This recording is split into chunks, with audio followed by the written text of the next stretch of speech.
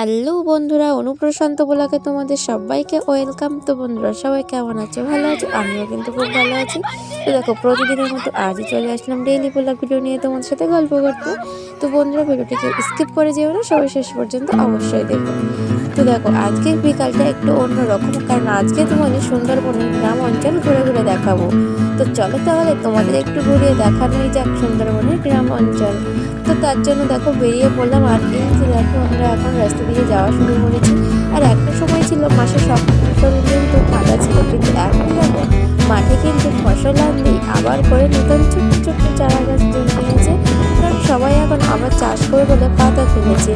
এখানে গ্রামের মানুষ সাধারণত দুবার করে চাষ করে, কিন্তু একবার বর্ষা একবার খরা।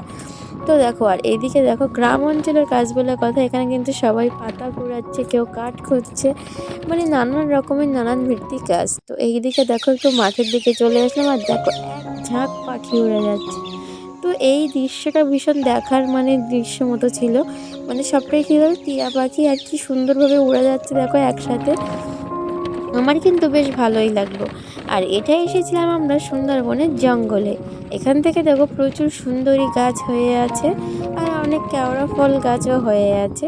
তো বিভিন্ন রকমের গাছ তো দেখতেই পাচ্ছ। এ সাইডে নদী, আর এ সাইডে কিন্তু বসবাস মানে মানুষ বসতি।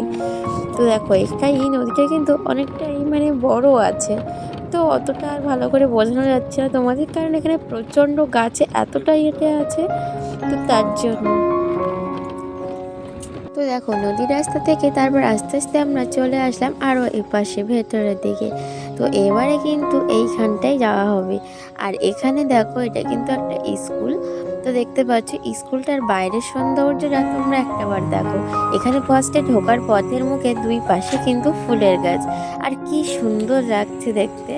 দেখো চারি সাইডে ফুল গাছ, একদম ভীষণ সুন্দর লাগছে। আর এখানে দাঁড়িয়ে ফটো উঠতে কিন্তু বেশ ভালোই লাগবে, কারণ দুপাশেই পুরো ফুল গাছ। আর এপাশে দেখো এটা ছিল জেটি ঘাট, নদীর সাইডের মানে নদীর পাশে, মানে স্কুলের যে জেটি ঘাটটা এখানে কিন্তু বোট দাঁড় করানো হয়।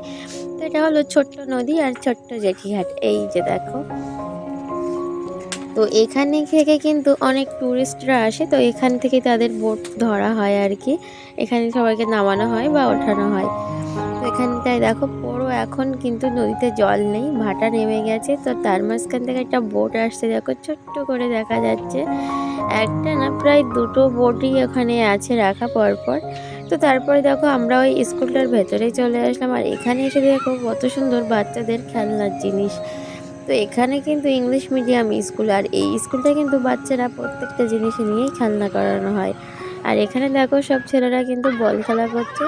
তো তোমাদের দাদা ভাইও এখানে চলে আসলে একটু খেলা করতে। তো একজন খেলা করতে করতে হঠাৎ করে একটু চোট পেয়ে গেল।